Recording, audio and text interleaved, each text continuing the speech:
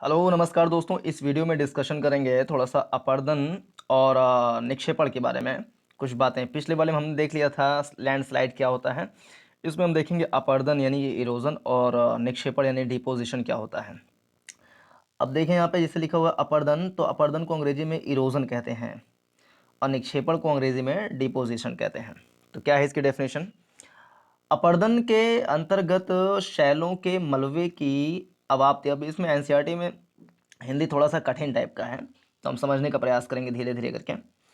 अपरदन के अंतर्गत शैलों, शैलों मतलब होता है कि पत्थर के टुकड़े, यानी बड़े बड़े जो पर्वत हैं, पठार हैं, जो उसके टुकड़े हैं, शैल हैं, है ना, उसको बोलेंगे शैल। तो अपरदन के अंतर्गत शैलों के मलबे की अवाप्ति एवं उनके परिवहन को सम्मिलित किया जाता है। तो दो चीजें सम्मिलित होती हैं अपरदन के अंतर्गत में। पहली बात तो शैल का क्या होगा, अवाप्ति होगा, और दूसरा उनका परिवहन होगा। तो ये दोनों चीज मिल करके कहलाती हैं अपरदन हो रहा है। अपरदन का मतलब होता है कि कटाव। जैसे मान लीजिए कि एक बहुत बड़ा ऐसे एक पर्वत था, तो इस पे पहले तो इसके अपने ही स्थान पे पहले अपक्षय होगा, मतलब कि ये कमजोर होगा। कमजोर होने का मतलब होता है कि अपने ही स्थान पे इसमें टूट फूट हो जाना, इसमें दरारें पड़ जाना, तो इसको बोलते हैं अपक्षय हो जाना। अपक्षय होने के बाद जब यहाँ से कोई नदी निकलेगी या हवा बहेगी, इस पे टक्कर मारेगी, तो इसका कहीं ना कहीं अपरदन होगा, मतलब कि ये यहाँ से टूट करके बह जाएगा। तो इसको बोलते हैं अपरदन होना। जो अपक्षय होता है, अपक्षय यानी कि वेदरिंग, वो अपने ही स्थान पर होता है, यानी कि वहीं रहे रहे टूट फूट गया, इसको बोलेंगे अपक्षय हो गया। लेकिन जब यही टूटा फूटा चीज अपने स्थान से बह जाता है, तो हम उसको बोलते हैं कि ये अपरदन हो रहा है। तो अपरदन में परिवहन भी सम्मिलित होता है, यानी कि परिवहन मतलब होता है लेकर के जाना। यानी जो टूटा उसको हम लेकर के जा रहे हैं पानी के माध्यम से, या लेकर के जा रहे हैं पवन के माध्यम से, या लेकर के जा रहे हैं हिमानी के माध्यम से, या लेकर के जा रहे हैं भूमिगत जल के माध्यम से। तो ये सारे जो कारक होते हैं वो सब मिल करके कहलाते हैं कि अपरदन वाला इरोजनल फैक्टर वो चल रहा है। पिंडाकार शैलें जब अपक्षय एवं अन्य क्रियाओं के कारण छोटे छोटे टुकड़ों फ्रैगमेंट्स में टूटता है, तो अपरदन के भू आकृतिक कारक जैसे कि प्रवाह। अब देखिए इसमें कि अपरदन के भू आकृतिक कारक क्या होते हैं, यानी कि कौन कौन से भू आकृतिक फैक्टर्स हैं, जियोमॉर्फिक फैक्टर्स हैं, जिसके कारण से अपरदन होता है। यानी कि मलबों को, शैलों को एक स्थान से दूसरे स्थान पर ले जाना, उसका परिवहन करना, ये किन किन कारकों के ऊपर डिपेंड करता है। तो प्रवाहित जल यानी कि जो फ्लो वाटर है, बहता हुआ पानी, भौम जल यानी अंडरग्राउंड वाटर, ये भी जो है अपरदन करने में सहायता प्रदान करता है। हिमानी, हिमानी मतलब होता है बर्फ के बहुत बड़े बड़े जो चादर होते हैं, हिम चादर होते हैं, हिम टोपियाँ होती हैं, वो जब अपने पर्वतों पर होती हैं तो बहुत बड़ी मात्रा में नदी की तरीके से ये जो हिम है, बर्फ हैं, वो बहती हैं। जैसे नदियाँ बहती हैं अपनी घाटियों में, ऐसे बर्फ की नदियाँ बहती हैं हिम की घाटियों में। उसको बोलते हैं हिमनद, यानी कि हिम नदी, यानी बर्फ की नदी, हिम की नदी। हिम मतलब होता है बर्फ, तो हिमानी मतलब कि बर्फ की नदी। तो बर्फ की नदियाँ जो होती हैं, बर्फ बहुत कठोर होता है, बर्फ बहुत कठोर होता है, और इस कठोरता के कारण वह जो बहती है बहुत ज़ोर से, तो वो अपने सामने जो भी शैलें आती हैं उसको बहुत तेज़ी से तोड़ फोड़ देती हैं, और तोड़ फोड़ देने के कारण से उसमें अपक्षय अपरदन की प्रक्रिया बहुत तेज़ी से होती है, और ये शैल आगे की तरफ फिर मूव ऑन कर जाती हैं। इसके अलावा वायु, वायु भी अपरदन का कारक होता है। फॉर एग्जांपल जैसे कि मान लीजिए कि ये एक मरुस्थल है, ऊंचा नीचा ऐसे मरुस्थल है, तो जब यहाँ से वायु प्रवाहित होगी तो ये जो नीचे जो ये ऊपर उठा हुआ हिस्सा है, इसको वो काट देगी, काट छांट करके बहा ले जाएगी। और जो खाल वाला इलाका है, यानी जो डिप्रेशन वाला इलाका है, जो बेसिन वाला इलाका है, इसमें जाकर के पाट देगी। जैसे ये मान लीजिए कि ये मरुस्थल है, ऐसे ऐसे करके मरुस्थल है ये। तो जब यहाँ से पवन बहा, तो पवन का प्रभाव जो होता है, यानी हवा का प्रभाव, वो जमीन से 6 फीट की ऊंचाई तक सबसे ज़्यादा होता है। 6 फीट की ऊंचाई तक पवन का प्रभाव सबसे ज़्यादा होता है। इसका मतलब कि मरुस्थल में 6 फीट की ऊंचाई तक जो कुछ भी इसको मिलेगा उसको काट देगा, और काट करके उसको आगे की ओर जाकर के पाट देगा। तो इसी काटने को ही बोलते हैं अपरदन, और पाटने को बोलते हैं निक्षेपण। तो वायु द्वारा जो कटान होता है वो मुख्य रूप से मरुस्थलीय क्षेत्र में होता है, और वायु का एक काम ये और भी होता है, जैसे मान लीजिए कि ये एक महासागर है, ओशियन है, तो ओशियन के ऊपर से जब पवन बहती है और ये ओशन से टकरा जाती है, ये पवन ओशन के ऊपर से बह रही थी, फिर ओशन से टकरा गई, तो टकराने के बाद क्या होता है कि इस समुद्र के अंदर भी ये लहरें बना देती हैं, यानी कि इसमें वेव्स, तरंगे उत्पन्न कर देती हैं। पहले मान लीजिए कि समुद्र ऐसे स्थिर था, लेकिन जब इससे पवन टकरा जाती है आकर के, तो ये पवन, ये जो समुद्र है, ये स्थिर नहीं रह जाता, बल्कि ये ऐसे ऐसे लहरदार हो जाता है। अब जब ये लहरदार होगा तो मान लीजिए कि यहाँ पर तट है, ये तट है और ये महासागर है, और महासागर का जो पानी था उसमें लहर उत्पन्न हो गया है, मतलब कि अब ये लहराते हुए जब आएगा ऐसे करके, तो इस तट से टकराएगा, और तट से जब टकराएगा तो यहाँ के जो टोपोग्राफी है, यहाँ की जो मिट्टी है, इसको काटे छांटेगा, काट करके इसको और गहरा कर देगा। तो इस प्रकार से अपर्दन और निक्षेपण का कार्य चलता है समुद्रों के अंदर में, महासागरों के अंदर में, ड्यू टू विंड, यानी कि पवन के कारण। फिर लहरें, लहरें वही चीज़ कि महासागरों के अंदर में जब लहरें उत्पन्न होती हैं तो वो जो तटीय इलाके होते हैं उसको ला करके काट देती है, या कभी कभी ऐसा होता है जैसे मान लीजिए कि ये तट है और ये महासागर है, ठीक है, ये महासागर है और ये तट है। अब तट से कोई नदी जैसे मान लीजिए कि आ रही है तो महासागर में गिरेगी, तो ये नदी क्या होता है, कभी कभी ये जो लैंड है, लैंड में कभी कभी मान लीजिए पठार है, छोटी छोटी पहाड़ियाँ हैं, पर्वत हैं, पठार है, मैदान है, तो जब नदी इन सब से गुजरते हुए आती है तो इस पर्वतों को, पठारों को काटते हुए आती है, अपरदन करते हुए आती है। अपरदन करते हुए आएगी तो उसकी जो मिट्टी है वो जाहिर सी बात है कि इस महासागर में धीरे धीरे करके पाट देगी, ये पाट दी, ऐसे पाट दी, पाट दी, पाट दी।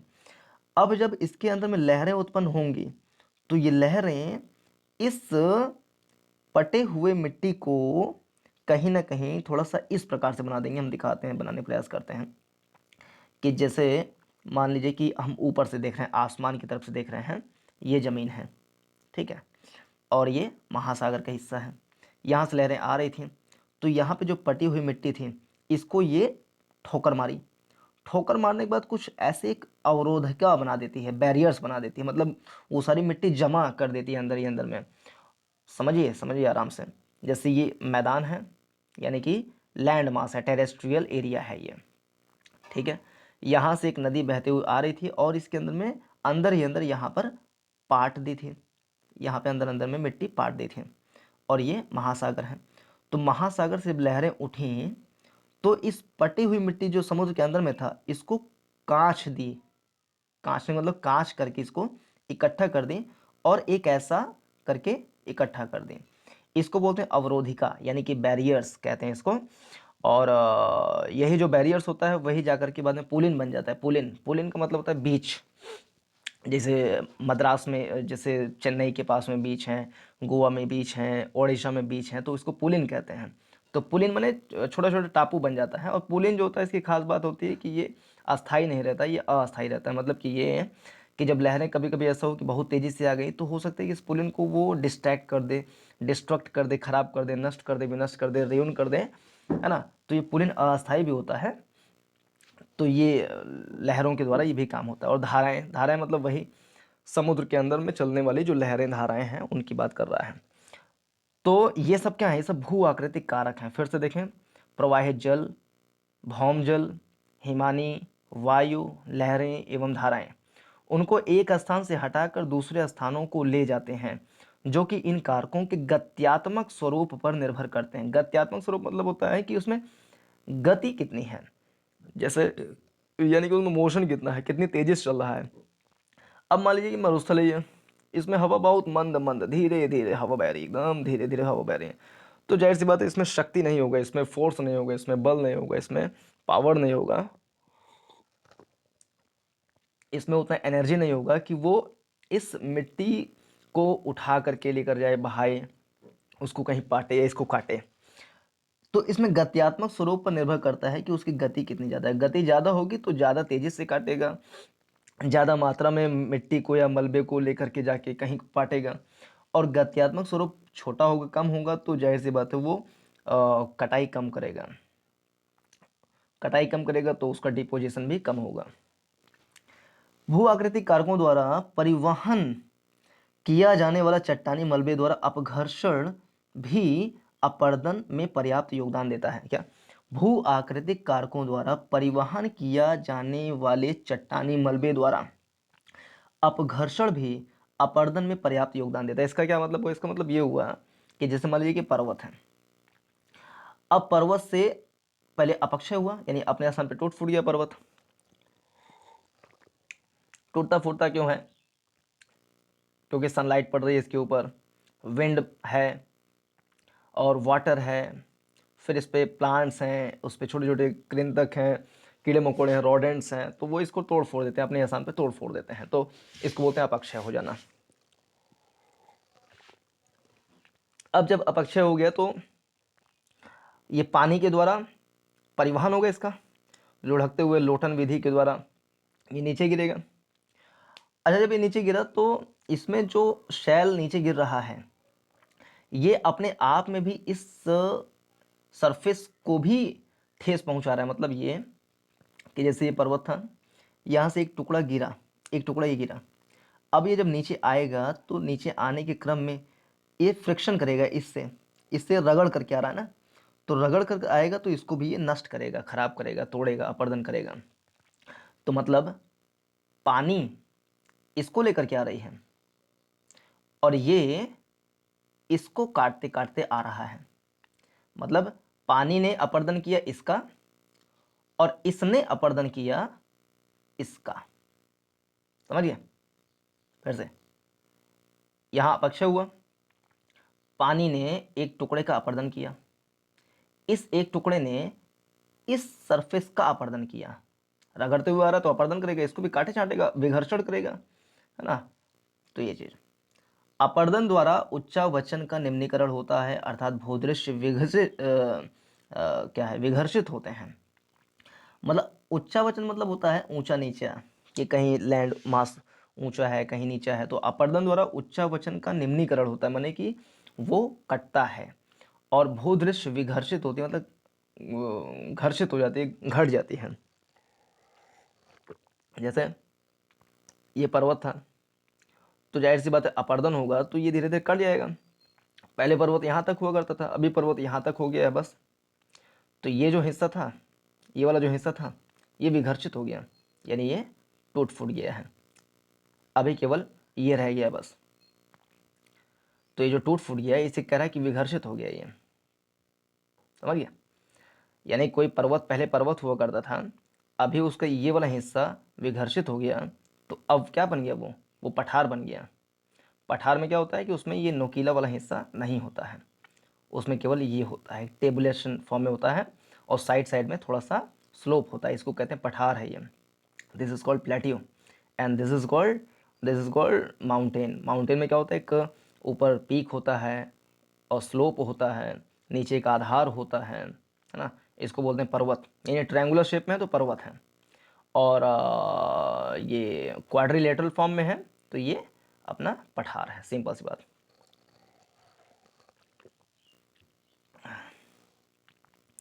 इसका तात्पर्य है कि अपक्षय अपरदन में सहायक होता है, लेकिन अपक्षय यानी अपने स्थान पर टूट फूट जाना, अपरदन में सहायक होता नहीं, कि अपने स्थान पर टूट फूट गया है तो पानी हवा उसको आराम से अपरदन कर सकेगी, उसको प्रवाहित कर सकेगी, लेकर जा सकेगी, परिवहित कर सकेगी, ट्रांसपोर्ट कर सकेगी। लेकिन अपक्षय अपरदन के लिए अनिवार्य दशा नहीं है, यानी अपक्षय हो गया है तो अपरदन होगा ही ऐसी जरूरी नहीं है। यानी अपक्षय हो गया है तो अपरदन में सहायता मिल सकती है, लेकिन ये जरूरी हमेशा नहीं है कि अपक्षय हो गया है तो अपरदन भी होगा। इसका समझिए वेन डायग्राम के माध्यम से कि अपक्षय बड़ा है, इसके कारण से अपरदन हो सकता है। ये है वेदरिंग और ये है अपना इरोजन। तो ये संबंध हो सकता है कि पहले अपक्षय हो गया था और उसका कुछ हिस्सा इरोजन हो गया, लेकिन ऐसा भी हो सकता है कि अपक्षय हो गया लेकिन इरोजन नहीं हुआ, ऐसा भी हो सकता है।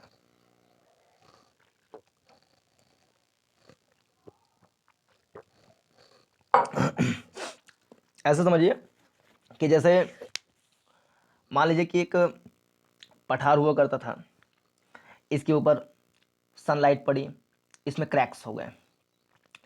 क्रैक्स हो गए चलिए, यानी कि अपक्षय हो गया, यानी वेदरिंग हो गया। लेकिन यहाँ पर पवन नहीं बहती है तेजी से, यहाँ पर कोई नदी नहीं बहती है। तो जब पवन नहीं बहेगा तेज से, नदी नहीं बहेगी तेज से, तो जाहिर सी बात है कि ये क्रैक तो हो गया है, यानी अपक्षय तो हो गया है, वेदरिंग तो हो गया है। लेकिन इसका इरोजन नहीं हो पाएगा, क्योंकि जो इरोजन वाले कारक हैं, जैसे कि विंड, जैसे कि फ्लो वाटर, जैसे कि हिमानी, जैसे कि लहरें, धाराएं, तो ये यहाँ पर काम नहीं कर रही हैं। तो वेदरिंग तो हो गया, लेकिन इरोजन नहीं हो पा रहा है, क्योंकि इरोजन करने वाले जो कारक हैं, हवा, पानी, ये सब यहाँ पर एज सच काम नहीं कर रहे हैं। तो ये चीज़ कहने का प्रयास कर रहा है।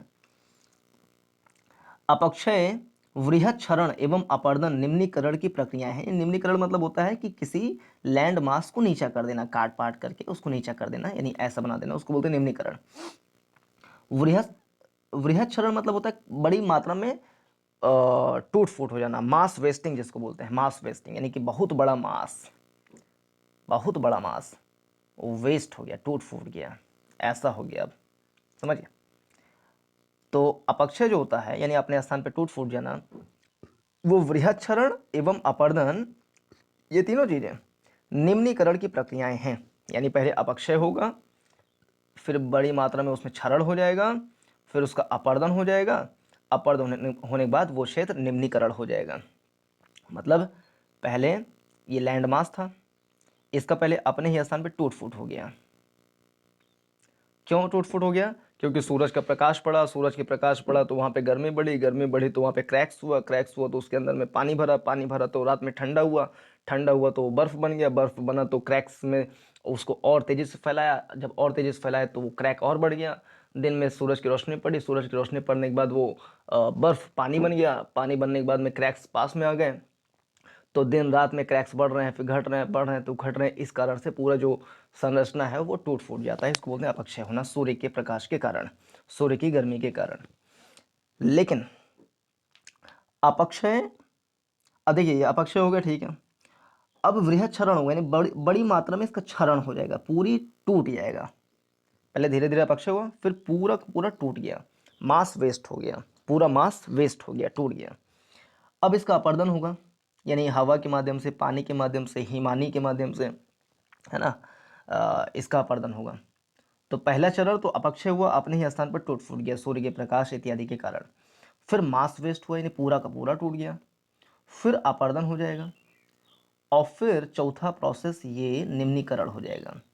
यानी जो पहले यहाँ तक जाता था वो निम्नीकरण हो गया, छोटा होकर के केवल इतना ही रह गया। तो ये 4 चरण हैं। पहला चरण है अपक्षय, दूसरा चरण है वृहत क्षरण, तीसरा चरण है अपर्दन, और चौथा है उसका निम्नीकरण। अपक्षय, वृहत क्षरण एवं अपर्दन निम्नीकरण की प्रक्रियाएं हैं। वृहत संचलन एवं अपर्दन में अंतर है। वृहत संचलन में शैल, मलबा, चाहे वह शुष्क हो अथवा नम, गुरुत्वाकर्षण के कारण स्वयं आधार तल पर आते हैं, परंतु प्रवाहशील जल, हिमानी लहरें एवं धाराएं तथा वायु निलंबित मलबे को नहीं ढोते हैं। सिंपल सी बात, वृहत संचलन मतलब होता है कि अपने गुरुत्वाकर्षण के प्रभाव के कारण ऊपर से जब बहुत बड़े बड़े शैल नीचे गिर जाते हैं तो उसको बोलते हैं वृहत संचलन होना। यानी कि ये जैसे पर्वत था, तो यहाँ से कोई टुकड़ा गिर रहा है, लेकिन इसको पानी नहीं काट रही है इसको, ये जैसे अपक्षय हुआ तो खुद से ये टूट करके गिर गया। क्यों? क्योंकि गुरुत्वाकर्षण बल कहता है कि कोई भी चीज़ें ऊपर होती हैं तो वो नीचे की तरफ आती हैं। तो ये अपने गुरुत्वाकर्षण के बल के कारण ये ढलंग करके लोटन विधि से, ये बाई रोटेशन मेथड, ये नीचे आ रहा है बिकॉज ऑफ ग्रेविटेशनल फोर्स। तो इसको हम बोलेंगे वृहत संचलन। अपर्दन होता है जब, जैसे नदी है, ये नदी, तो ये अपनी घाटी को काट रही है, आरे से, किनारे किनारे से काट रही है। पता लगा 10 साल बाद ये घाटी और चौड़ी होकर के यहाँ तक हो गई। ये पहले घाटी यहाँ तक थी, लेकिन इसको काटते काटते घाटी को चौड़ा कर दी नदी ने। तो इसको हम बोलेंगे कि ये अपर्दन है, यानी कि पानी ने काट दिया, अपर्दन कर दिया। लेकिन यहाँ पर मान लीजिए पानी नहीं है, ये बड़ा टुकड़ा खुद ही गिर गया ऐसे, तो यहाँ भी टूट फूट हुआ, यानी कि अपर्दन हुआ, परिवहन हुआ। लेकिन यहाँ पर किसी कारक, जो मैकेनिकल कारक होता है वैसे वो जिम्मेदार नहीं है, बल्कि नेचुरल जो फेनोमेना होता है, यानी कि कोई चीज़ ऊपर है तो वो नीचे गिरेगा ही गिरेगा, तो because of that it is falling down, तो इसको बोलते हैं वृहद संचलन। ठीक है, वस्तुतः यह अपरदन ही है ये, जो धरातल में होने वाला अनवरत परिवर्तन के लिए उत्तरदायी है, जैसा कि चित्र में दिखाया गया है। चित्र कहाँ है? चित्र कहाँ रहे, कहाँ गया चित्र, जाने दीजिए, क्या दिक्कत है। धरातल के पदार्थों का अपरदन एवं परिवहन, जो धरातल के पदार्थ हैं, जैसे कि मैदान है, नदी की घाटी है, तो उसमें अपरदन एवं परिवहन वायु, प्रवाहशील जल, हिमानी लहरें, धाराएं तथा भूमिगत जल द्वारा होता है। इनमें से प्रथम तीन कारक, यानी कि वायु, प्रवाहशील जल यानी जैसे नदी वगैरह, हिमानी लहर, ये तीन चीज़, तो तीन कारक जलवायवी दशाओं द्वारा नियंत्रित होते हैं। ठीक बात है। अपरदन के दो अन्य कारकों, लहरों और धाराओं तथा भूमिगत जल, अंडरग्राउंड वाटर, जो पानी ग्राउंड के नीचे है, भूमिगत जल, जमीन के नीचे जो हम बोरवेल लगा करके उसको निकालते हैं तो बोलते हैं भूमिगत जल का पानी है, अंडरग्राउंड वाटर है, जो कि शुद्ध माना जाता है, का कार्य जलवायु द्वारा नियंत्रित नहीं होता। यानी जलवायु चाहे जैसे भी हो, पानी बह रहा तो बह रहा है, नीचे पानी है तो है, उससे क्या दिक्कत है। जलवायु उससे प्रभाव तब पड़ता है कि जब जलवायु गर्म हो गया तो उसका प्रभाव पड़ेगा कि हाँ हवा तेजी से बहने लगी, तो हवा के ऊपर कंट्रोल वैसा नहीं है। हवा तेज बहेगी तब जब गर्मी कहीं बढ़ जाएगा। जैसे मान लीजिए कि ये लैंड है, इस लैंड में, इस एरिया में गर्मी बढ़ गई तो जाहिर सी बात है यहाँ की हवा ऊपर जाएगी। यहाँ पे गर्मी नहीं बढ़ी तो यहाँ की हवा ठंडी रहेगी तो भारी रहेगी, ये इस तरफ बहेगी। तो ये जो हवा बह रहा है उसके पीछे जलवायु जिम्मेदार है कि यहाँ की जलवायु गर्म थी तो यहाँ की हवा इधर बहने लगी।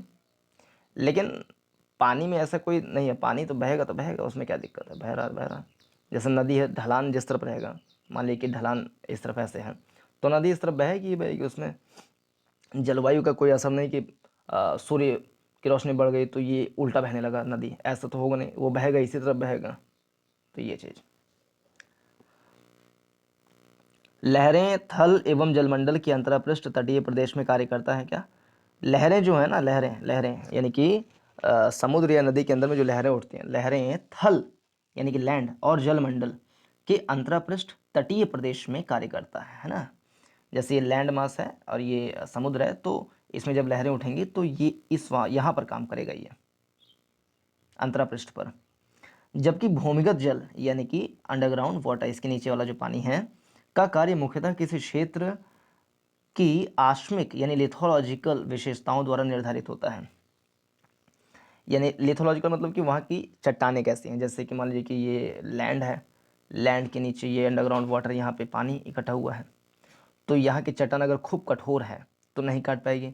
लेकिन यहाँ की चट्टान अगर नरम है, चूना पत्थर से मान लीजिए चट्टान बना हुआ है, तो उसको काट काट करके कुछ अपना अंदर ही अंदर संरचना बना दी गई। फॉर एग्जाम्पल कि जैसे ये स्थल था, इसके नीचे ये अंडरग्राउंड वाटर था, तो इसने यहाँ की चट्टानों को काट करके, मान लीजिए पूरा चट्टान ऐसे हुआ करता था, इसको काट करके कुछ ऐसी संरचना बना दी, तो यहाँ पूरा खोखला हो गया ये।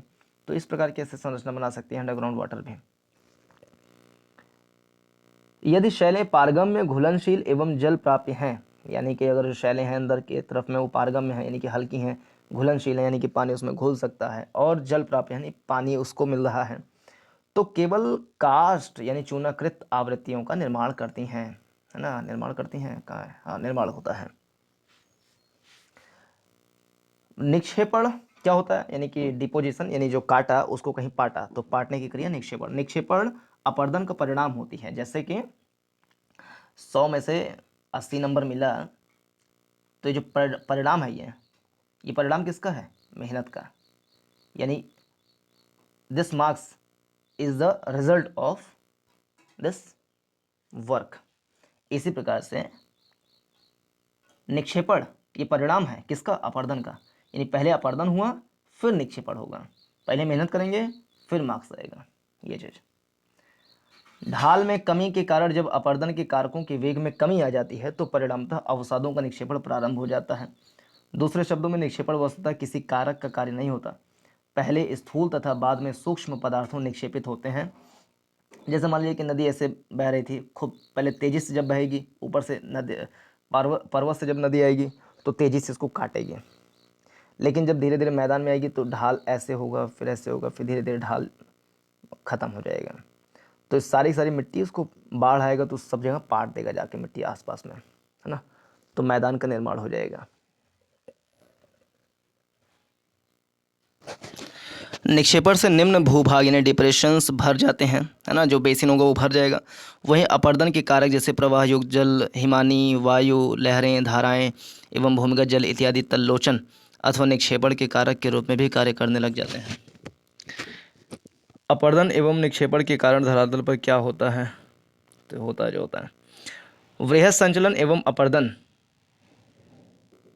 दोनों में पदार्थों का एक स्थान से दूसरे स्थान पर स्थानांतरण होता है। ठीक बात है, स्थानांतरण होता है। तो ये पूरा हमने समझा इसमें अपर्दन और निक्षेपण क्या होता है ना, इरोजन और डिपोजिशन क्या होता है। तो पहले नंबर पे अपक्षय होगा, वेदरिंग, फिर इसका मास वेस्टिंग होगा, वृहद संचलन, फिर इसका इरोजन होगा, फिर इसका ट्रांसपोर्टेशन होगा, फिर इसका डिपोजिशन होगा, फिर जाकर के कोई नया लैंड मास बन जाएगा। तो ये पूरा एक प्रोसेस है, इसी को कहते हैं जियोमॉर्फिक प्रोसेस यानी भू आकृतिक प्रक्रिया, जो कि पूछा था एक बार यूपीएससी में। तो इस वीडियो में इतना ही। पूरा देखने के लिए बहुत बहुत धन्यवाद। नमस्कार, जय हिंद।